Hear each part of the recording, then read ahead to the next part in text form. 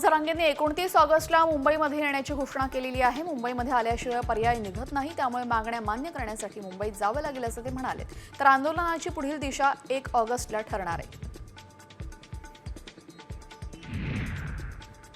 पुण्यातील पिरंगुटमधील स्थानिक मुसलमानांना एक ठराव मंजूर केलेला आहे। ठरावानुसार स्थानिक मुस्लिम वगळता इतर मुसलमानांना मशिदीत प्रवेशबंदी करण्यात आलेली आहे। पिरंगुटच्या ग्रामपंचायतीने घेतलेल्या बैठकीमध्ये गावातील मशिदीच्या सुरक्षेच्या दृष्टीने हा ठराव मंजूर करण्यात आलेला आहे।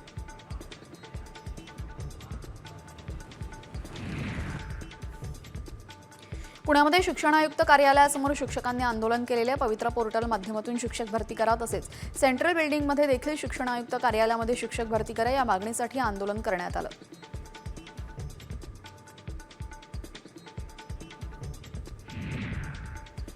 पुण्यातील बनावट नोटांच्या रॅकेटमध्ये हैदराबाद कनेक्शन पुढे आलेले आहे। हैदराबाद येथील अण्णा नावाच्या व्यक्तीने या नोटा पुण्यातील प्रभू आणि नरेश शेट्टी यांना दिल्या। एवढंच नाही तर अण्णाची एक टीम देखील पुण्यामध्ये बनावट नोटांची छपाई करण्यासाठी होती।